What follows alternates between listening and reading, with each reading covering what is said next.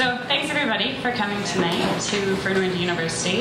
My name is Kelsey and I sit on the board of the Fernwood NRG, which is hosting this evening. And with us tonight we have Bianca Bodley to speak about living walls and green roofs, just like the one that she did out there.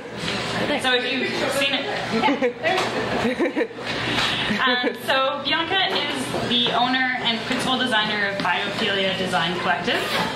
And Biophilia brings together a group of artists who collaborate to create unique and soulful spaces that unite people with nature.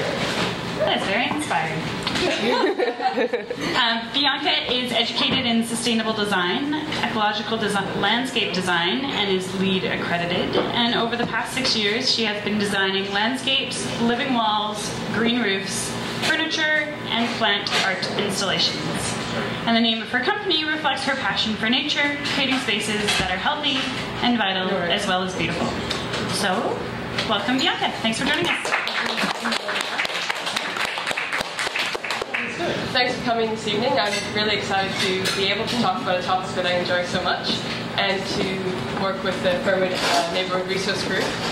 They're an amazing part of this community and they're just really passionate about sustainability, and I'm just happy to be a part of this educational evening. I think it just speaks to their desire to share with the community, so happy to be here.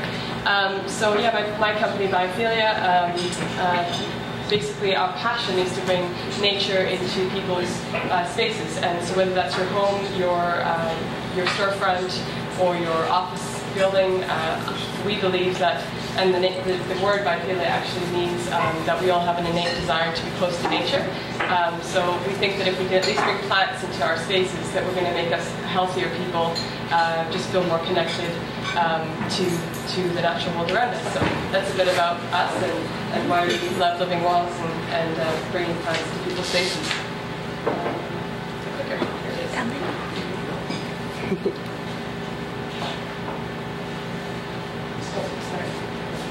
So living walls, by definition, is essentially just having plants that grow vertically on a wall. So how this is done, there's many different ways, and they're inventing new ways all the time. So I'm going to touch on about 5 or 6 of them.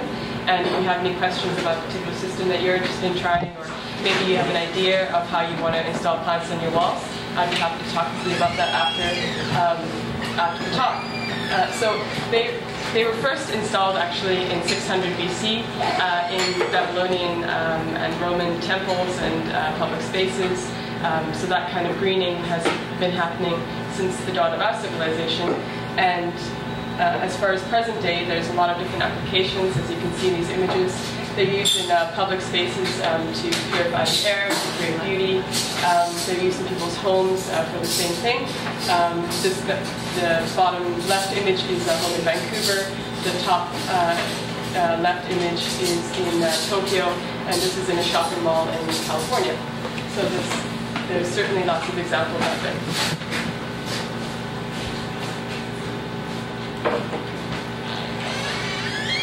So why install living walls? An obvious reason is they're beautiful. They're beautiful to look at, and I think that's why most people are first intrigued by them. But there's many other reasons beyond that. Branding is one that I think is an exciting one.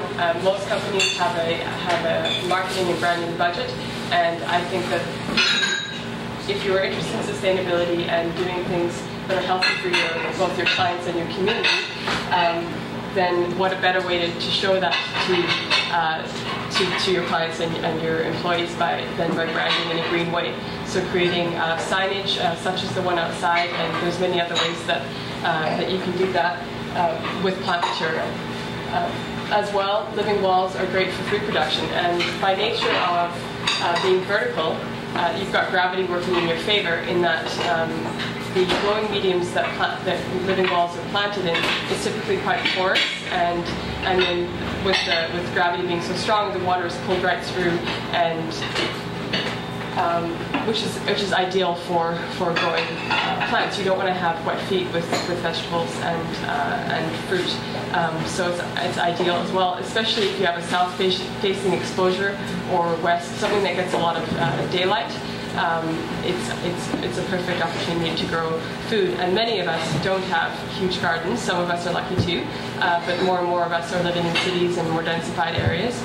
So I think living walls are a great way, if you're interested in food production, to do so. And you can also grow this inside your home. You're not limited to the exterior, as long as you get enough daylight, and we can talk about that more specifically if you'd like. One that I think is often missed, which is a great reason to grow living walls, is habitat for birds and bees. Depending on what plants you choose, if you choose plants which have a lot of pollen in them, then they obviously stimulate cross-pollination through bees and birds. And if you want to have them around your home, it's another great way to bring them into your space. Temperature control for buildings. Essentially, living walls create an insular barrier, as do green roofs, and it can actually replace the R value of what's inside your home if it's done in a grand scale. So if you have an entire, say, south facade of a medical building or a school or what have you, those are huge blocks of concrete that absorb heat throughout the day. If you have a living wall then all the UV light is absorbed into the living wall and used to help the plants to grow, and it can reduce the heat in the building by between 15 and 30%, depending on where you are in the world. Hotter environments would benefit more from this. So if you're in Texas, for example, it's extremely warm there, so their need for this is going to be that much greater. But certainly in our climate, it's beneficial in the summer months. I think we're hot for a couple months of the year here. Another reason for living walls is stormwater retention and filtration. So when water hits our buildings, it tends to obviously go down our roofs and then down our walls and into the storm drains. If you have a living wall, it catches a lot of that stormwater runoff. It filters it through the plants and through the soil, so that the water that goes off into our drains is then purified, as opposed to just being full of the toxins that's on our roofs and in the air. So that's a great reason for using it as well.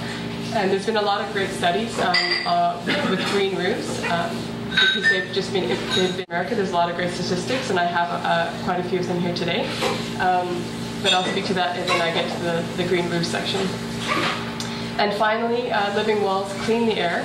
They absorb pollutants and toxins, and they also release clean air. I think you all know that your houseplants are good for you because they clean the air in your house.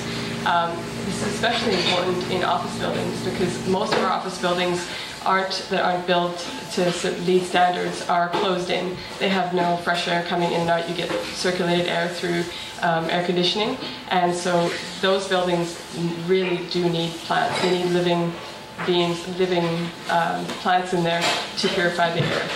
Our computers give off static energy. A lot of the materials that are used in construction are off gas. The flooring, the chairs we sit on, the desks we use, and if we have plants in our spaces, then it's going to work to purify that and sort of counterbalance the way our spaces are built. Ideally, now you want to build a space that's sustainable. And I know we have two designers here that specialize in that, JC Scott and Anita. But if you have a space that has all sustainable products, then even better to bring in a living plant into there, and it'll just make it that much better.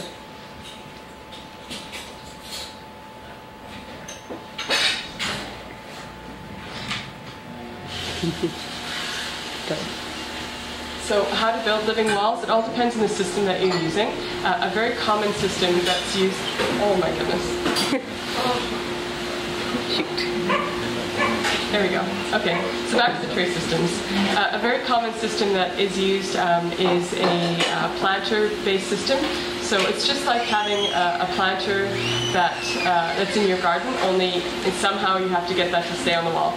So most often it's with a tray system. So you affix a tray, or you affix a mesh unit to the wall, or some such mechanism to hold the material onto the wall. In this application, they're just little planters that hang onto a stainless steel, aluminum tray rather, and then that's affixed to the wall however you prefer, depending on your structure.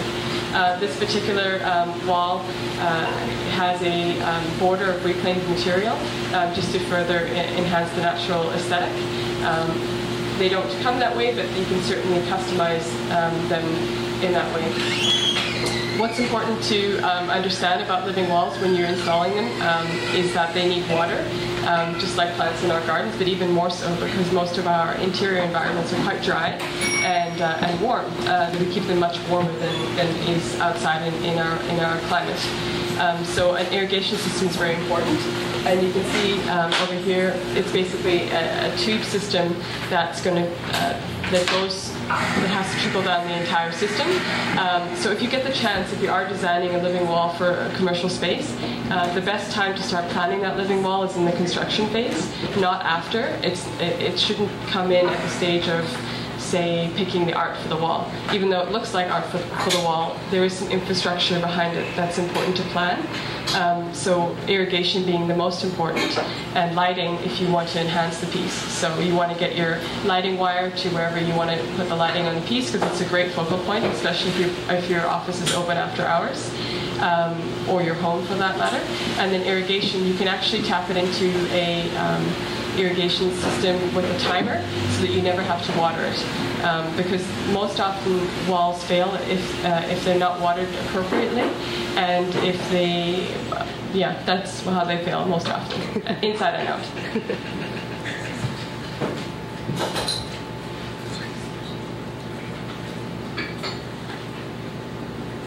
So this example is obviously what's behind us here. I'll just tell you a bit about how we conceived of this. I met with Lenore to discuss the Fernwood Neighborhood Resource Group desire to brand the corner of this building and to welcome people to the neighborhood so that they knew where they were and they could see, oh, what is this interesting spot of town? This must be a place that believes in sustainability just by the nature of the sign. So together we conceived of this design, and I think it turned out quite well. It's entirely native succulents, so they have a very low water requirement. They're watered for about 5 minutes a day. Because it's still getting established, they were watered through the winter months, because if they weren't, as with any plant, if it's not established and it dries out, it will fall off of the piece. And you'll see, I don't know if any of you have seen the living walls down at Dockside Green. Mm-hmm. You guys seen those? There's nothing wrong with the system, but there was an issue with, I can't speak to that one in particular, but I could say in general, normally why they fail is either the plants should be in a sunny location and they're in a shady location, or something happened with the watering. If the watering doesn't work for a couple of weeks and they're sort of baby plants, they're going to die and fall off the wall.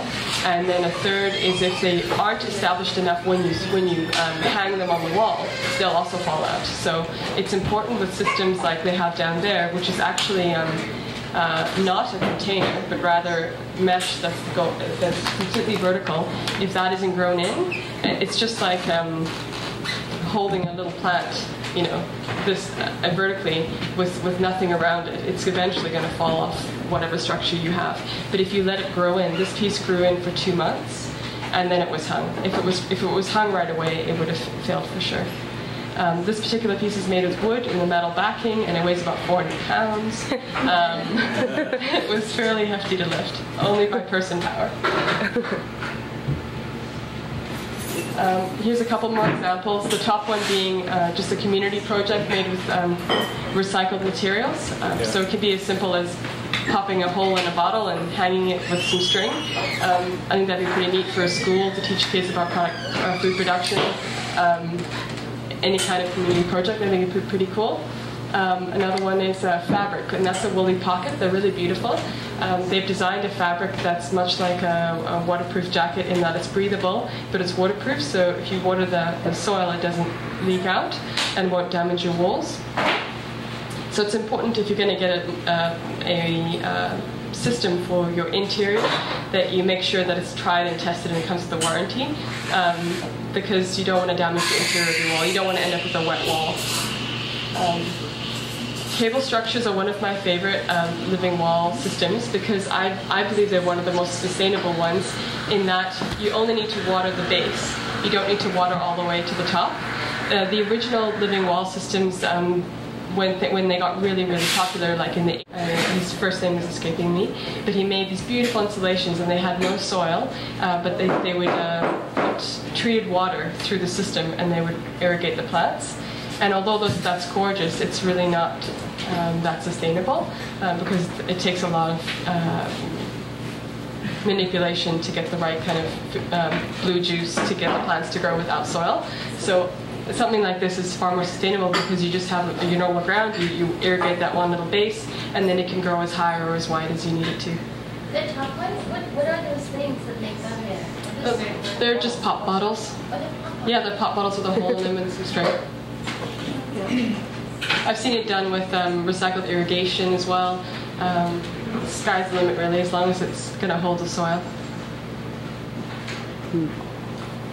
So next to green roofs.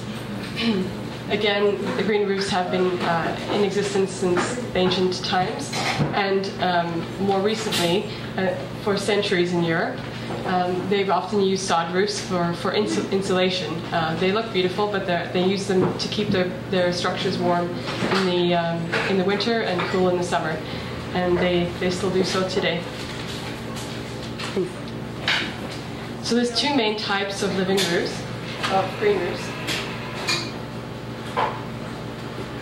The more common is an extensive green roof, and that means less than 2 feet in depth. There's other qualifications, but that's the basic one. But you actually only need about 2 inches of growing medium to grow a green roof, depending on what plants you want to plant on them. So if you're just looking for a green roof for all its benefits, but not to spend too much money, a 2-inch of pumice growing medium and some sedums is your best way to go, because they're the most resilient, the most drought tolerant. They're fleshy plants, so they absorb all that water and they retain it, and they're very, very hardy. And you should always use, obviously, what's native to your environment for the optimal success of the project. On the other image is much like goats on the roof. That's a good lawnmower if you have a sod roof, otherwise it'd be a heck of a time to mow. So the intensive green roofs are more than 2 feet in depth. On the left, that's a Portland high-rise, and on the right, that's in New York City. Essentially, it's having growing medium that's more than 2 feet. It has paving stones, it has patios, it has trees. So you have to have a lot more infrastructure in the building. It's possible to do it on smaller buildings. You have to build the buildings so that they're ready to receive the load. A green roof adds between 10 to 20 pounds per square foot, depending on the depth of your substrate and what plants you have on it. And if you have paving stones or a patio, you just have to factor all of that in. But that's a rough number if you're trying to add that to a new construction design.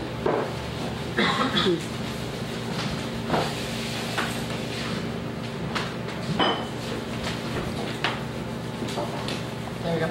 The typical structure of a green roof, they vary a little bit between companies, whoever's selling their systems, and they can be slightly more simplistic than this. If it's just a sod roof, you can skip a few of the layers, but essentially the bottom always starts with the roof structure. Every building has that. You have a protection layer, which every building has. Waterproof membrane, which for most of us is asphalt shingles. And there's other options, but that's what most of us have. Root barrier and filter fabric, and what that does is if by chance the plant's roots have gotten through all the other layers, it grows into that mat. But if you pick plants that aren't invasive, then you don't have anything to worry about. So if you pick a really crazy invasive bamboo, for example, for a new roof, you're asking for trouble. But if you use sedums or moss, then if that gets through a barrier, you're not going to have. We all have moss on our roof anyways, right? Then the next layer is a drainage layer, air circulation. It's important to allow for airflow underneath the substrate so that it doesn't get moldy. So it's just a dimple board, you buy it in a big roll. It's what's on all of our new construction for our houses. When you're putting in a new drain tile, it's the same materials. And then you have growing medium, which typically is pumice, mixed with a little bit of organic material. And something to note is if you are planning to grow vegetables, is that you can't use pumice. You have to use organic material because pumice leaches something into the soil which is unhealthy to eat. So you have to get an organic mixture that's lightweight, made up specifically for food production. We did a lot of research on that, and it's the only way to go. The only problem with that is it's heavier, so you have to account for that extra weight. You find out what the weight of the growing medium is fully saturated, and then that's the weight that you use in the calculation for the weight of the roof. And then, of course, plants. So why green roofs? Similar reasons to the living wall, living walls. They're beautiful. If you can imagine, looking out of a high-rise, or if you're in a condo setting, not looking at a blacktop roof, but rather seeing something that looks like grass or sedums or a full-on garden. I mean, how wonderful would that be? And I think that it's definitely possible if we change our mindset around the cost of the installation. And I'll get a little bit onto the money savings and the cost-benefit analysis in a bit there. Again, they create great habitat for birds and bees. And the stormwater retention and erosion control is even greater than that of the walls, because of course, especially if you have a flat top, the water is just going to pool there and get absorbed, and most of it's going to, not most of it, I'd say slightly less than half will get absorbed at any given time, but that's a huge improvement in your stormwater systems when you think of the taxing in a public say New York City, for example. If all of those roofs were green, they wouldn't have floodings in the streets. They would have, it would slow it down enough so that the infrastructure has time to catch up. The problem is we get all our rainfall, and then the systems back up, and then they flood, right? So if you can just slow it down, that's what stormwater retention means. It doesn't mean it's taking all of the water. It's just slowing it down, and it's also absorbing it. But the slowing it down is really important. Also for erosion, eroding the ground surfaces that aren't obviously paved. It reduces the heat island effect. Do you all know what heat island effect is? So heat island effect is caused from the sun reflecting off of our hard surfaces, our black surfaces, so our roadways, our rooftops, in locations that are very warm, such as the south in the States or Toronto. The asphalt gets so hot that it sticks to your shoe, right? So that's all just emanating back to the atmosphere, the heat that the sun is giving to it. So if you have a green surface, whether that's a garden or a rooftop, it's going to absorb that heat as opposed to reflect it. And there was a great study done at Ryerson University in 2005 where they looked at all the benefits of green roofs, and it's just fascinating if you look it up. Ryerson University Green Roof Project. They've got stats on everything from stormwater retention, from heat island effect. And they said if most of the rooftops in Toronto were greened, they would reduce the ambient temperature in the summertime by 70 degrees, wow, which is significant. As well, there's millions of dollars of savings on the infrastructure of the city with the stormwater retention and all those things. So it's an easy sell on a public scale. It's the residential scale. I think that we need to work a little bit more with municipalities to understand the risks and the fact that you can mitigate all of those risks in good planning and good design. And the benefits are huge. So the final one is the one which is the selling point for most people, and that's the money savings. Although they are expensive to install, both of them are fairly expensive to install, they have great benefits, and I've talked about quite a few of them already. But a great example is temperature control for a commercial building. Something with a flat top, a large building, can save up to 30% in energy savings, both in the summer and the winter. So you don't have to heat it as much in the winter, you don't have to cool it as much in the summer. So that statistic alone over the course of a roof will more than pay for the green roof. And to further amplify that point, what breaks down our roofs is UV light and wind.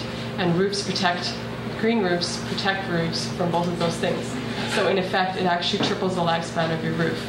So yes, it's an output of money, but there's huge savings in there too. So any questions?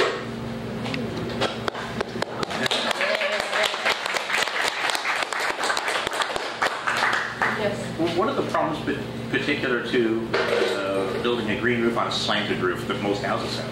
So the angle in which it becomes difficult is more than 30%, and most of our roofs are not as steep as that. So essentially what you do is when you install a green roof is that you put pause points on the roof line. So if you can imagine, instead of it being one long slope, you've got it in gradations horizontally going all the way down. So you're only having to hold that mass of material. And if the further that you break it up, just even with aluminum would be the lightest weight material, but you could use wood, but it would break down in time. So I'd say aluminum would be the right material to use, and that's usually what's used as the edge barriers as well. So that's how you would do that. And if you plant vegetables, it's tricky to harvest. Yeah. Yeah. So for gotta learn how to fly. Yeah. I had a client in the past who had their fruit production close to where the one balcony was, so you can harvest from there. So you can plan it into the design. I know you're just kidding, but made me think. Yes. You mentioned 2 plants that are the best to use, like 2-inch. Yeah. So native sedums. Sedums, S-E-D-U-M-S. It's basically a little succulent. It's what's planted outside here. There's so many varieties of. There's at least 5 that are very readily available in our nurseries, but you can order them in. And Nat's Nursery is a great supplier of them. They're out in Surrey, BC. But any of our local people can order them in too. Yeah, and then a Willie Thyme was another one that's been successful in the past. It's a little ground cover mint. How do you spell it? Willie Thyme, W-A, yeah, Willie Thyme, yeah. You're speaking to one of the world's worst spellers. Yes. So what brought me to the meeting was that thing outside. I thought it was very cool. So is it like a wood base, and then you use like chicken wire and plant matter to encase it and hold it on there? And what have you run, like tubes to circulate through to bring water to it? Yeah, so you've pretty much got it. It's a metal, it's a wood structure. It needed to be round, and that was the easiest way to create a round shape. And behind it is a welded metal frame to give it infrastructure. And on the metal frame there is hooks, which are then hung on countersunk bolts. The bolts are like 4-inch bolts. Right. And there's in the wall with Sika seal. So it's basically hung like a picture frame. And then around the wood has been treated to be waterproof. And then there's sacks of growing medium, which are stapled to the piece, and then chicken wire to hold it in place, and then it's planted. So grow medium, like it would be like, for example, stuff similar to what you use in a hanging basket, that type of it's actually mostly pumice, and the reason for that is that it doesn't break down. If you put a soft substance in, it's just going to go with gravity and end up just like pooling in the bottom of each sack. We broke it up into individual sacks to avoid the sagging. Because due to the design, it would want to sort of go to the bottom. So they're all individual sacks that are about that big. So is there a tube from a hose bib that pumps water up to the top? The irrigation is run from the hose bib there, up the building to the planters here, and then up around on 2 different timers, because they need more water than that. And then there's a drip system that goes around the interior and the exterior depending on where gravity is falling. Interior or exterior of the ring of plants. It'd be interesting. I saw on the internet recently about people growing gardens in eavesdrops. Whoa. Yeah. I don't know how they would work around a house because it probably wouldn't catch all the stormwater patterns. Probably best to use overflow. Extra eavesdrops. not the ones that are serving the collection purpose.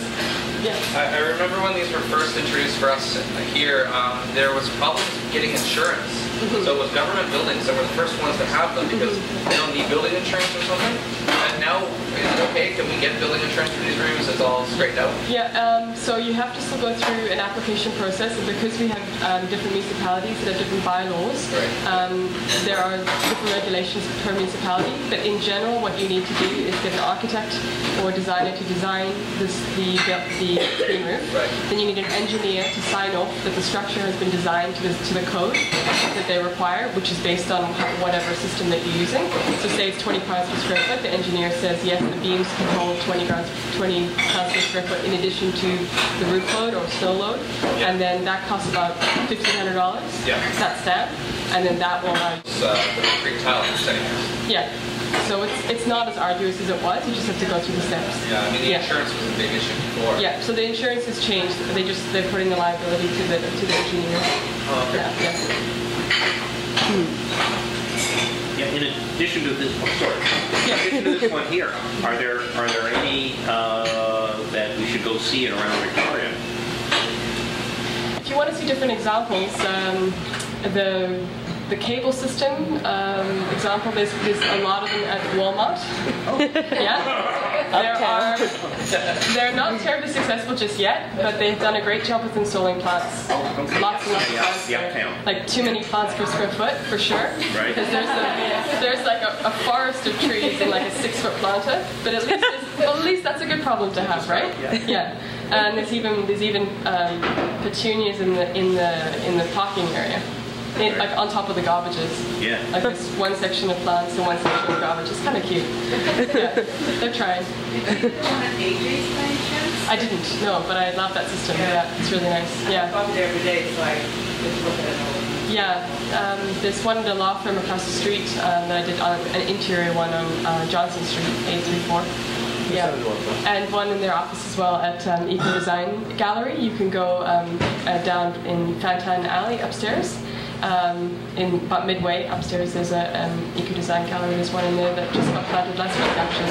And it actually has a grow light, which I haven't talked about, for interior spaces that are low light, and you can plant basically like hydroponic lights to enhance the growth of the plants. Yeah. Yes. Would those lights heat things up an awful lot in the interior? No, not terribly. Not much more than one of these lights here. It doesn't give off a terrible amount of heat. Yeah, it's just the proper UV that they need to photosynthesize. Yes. You had a question? I was just wondering when you talked about you tripled your lifespan of your roof and the insulation, but the knock is its initial installation price. What is insulation price? Were you going to ask what the installation price is? Yeah, I was just wondering how much, like if you're, I was just curious what that price was if you're tripling your roof. You're talking about a flat roof or a shingled roof, or does it matter? I would suggest that your improvement on longevity will be increased with a flat roof. So in that they get hit the hardest, right? Because they have very little reflection. That statistic was in general. It wasn't just on flats or angled. As far as what they cost, an average cost is I actually have to I knew it. Prepared. Just a moment. So it really does depend. If you're doing a sod roof, then basically the cost is the soil and the sod, and a liner of EPDM underneath. That would be fine for a garden structure. Something that you're not too worried about. It's where you store your wood or your outdoor equipment or what have you. We have lots of little funny roofs in our homes, which could easily just be a simplified green roof. But if you're talking about for your home, you're right. So $10 to $25 per square foot. Is that in addition to the roof structure. Is that whether it's a flat roof or a sloping roof? I don't know if it specified that. I'd have to dig a little bit. So can you do that into winter climates? Oh, you can have green roofs in winter climates, yes, for sure. If you think about that image I showed you of the sod roof, that was in Norway. We get lots of snow up there. They have them all over Germany and all over like more Nordic climates. Is there anything you have to build into it to accommodate the cold weather? Into the roof itself? No, you just pick plants that are normally outside, right? That'll survive. You don't pick tenders. You wouldn't pick tropical plants. You pick native plants that grow in the environment. And just like grass comes back every year, it gets covered in snow, it grows back. But that's why they pick that. Or those native sedums, they're all over our coastal areas are growing out of rock and they get covered with salt and snow and all the rest, and they keep growing, right? You just got to pick a hardy plant. So would you actually have a deeper base because of the temperature? That's a good question. Not that I've read, but I also live in a temperate climate, so I'm more accustomed to the conditions here. If I was doing a project in Toronto, I'd look into it, and I'd be happy to look into it, but I don't have the information. They did do a very large one in Toronto. In fact, the largest green roof in North America. Oh, there's hundreds in Toronto, yeah. Yeah, they did the top of City Hall. They put a huge green roof on the plaza there. Yeah. And I've seen it out there as their opening day, and it didn't look any deeper than what we were looking at here. Yeah. Wow. Any other questions? Yes? Just wondering about the substrate that you were talking about. You said if you're planting vegetables, they wouldn't be safe if you use the powder next time. Yes. Isn't that kind of defeating the purpose of a green roof if you're using it otherwise, if it's leaching into the water that's draining off your roof? Could you repeat the questions, please? Yeah, she was asking if, because the pumice isn't safe to grow vegetables in, is it safe, I think what you're asking, is it safe going into our drinking water?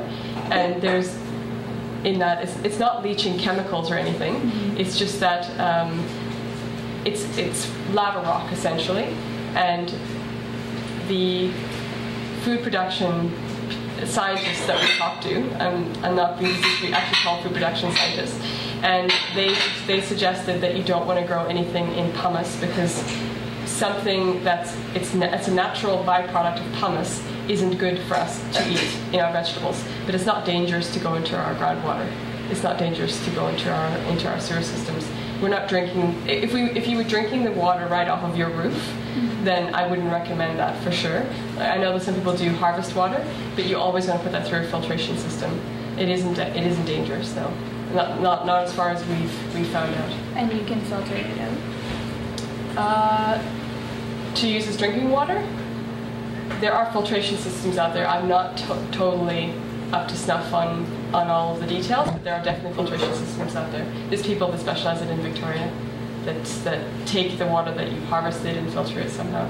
But I personally think it's better to recycle water and use it in your garden, use it to wash your car, use it to do those other things that reduce the need for irrigation. But because we live in a climate which has a drought from basically 4 months of the year, May, June, July, August, sometimes into September, if it's a new roof, it will die if it's not over 6 months.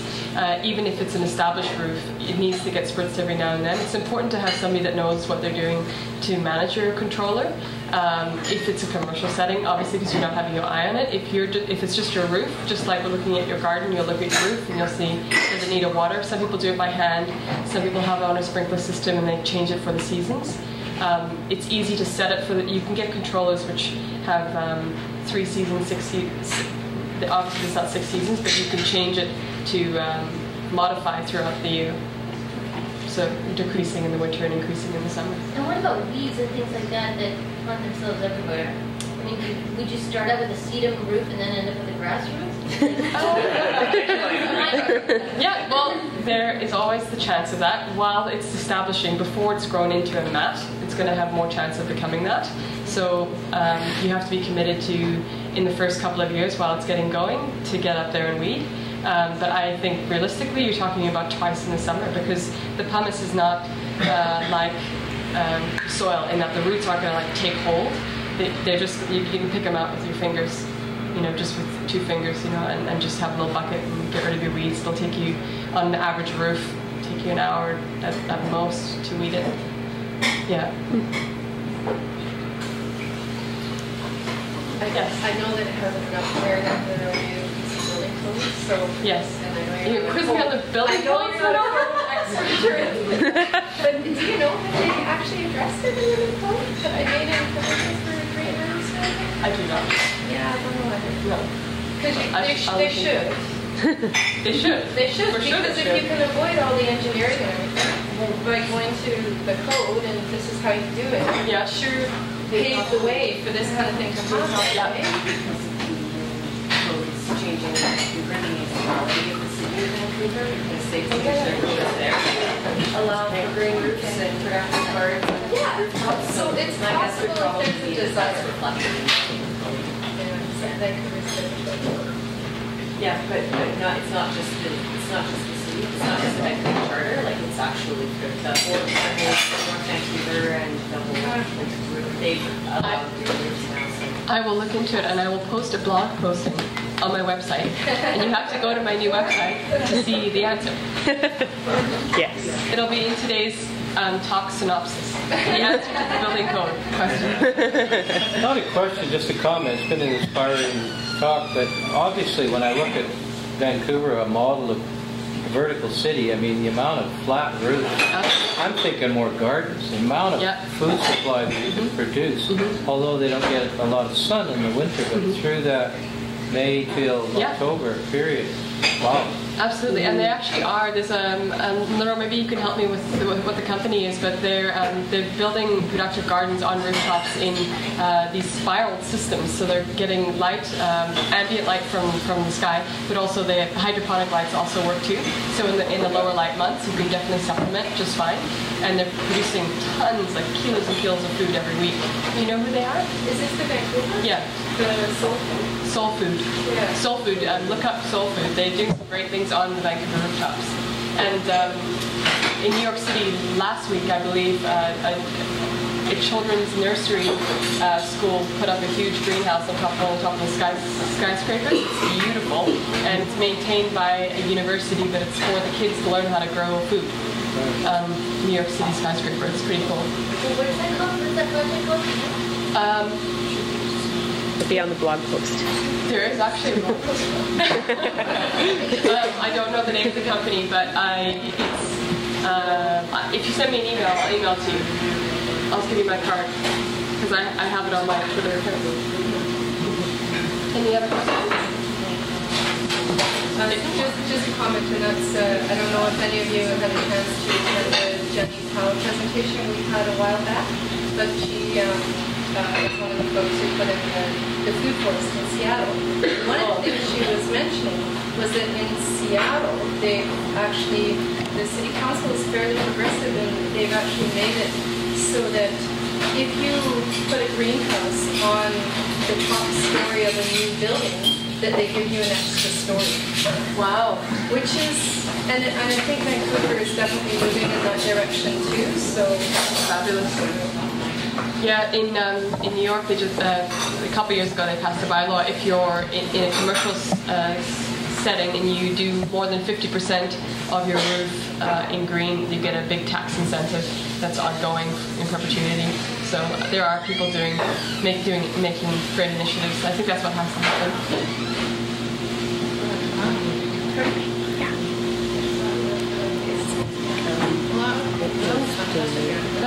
Okay, well thanks all for coming, and if you'd like to ask me any more questions, feel free to email me or